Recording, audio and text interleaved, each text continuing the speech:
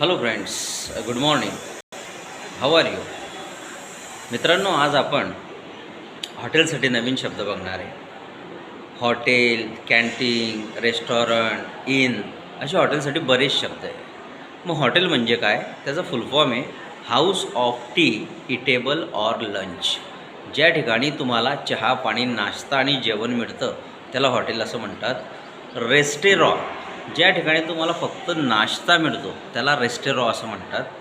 Canteen, canteen म्हणजे उपहारगृह जे एखाद्या कंपनीने आपल्या कर्मचाऱ्यांसाठी सुरू केलेलं असतं आणि तेथे भोजनाची व्यवस्था फार कमी पैशामध्ये असते, त्याला कॅन्टीन असं म्हणतात. ILL इन, इन म्हणजे खानावळ, घरगुती खानावळ, त्याला इन असं म्हणतात.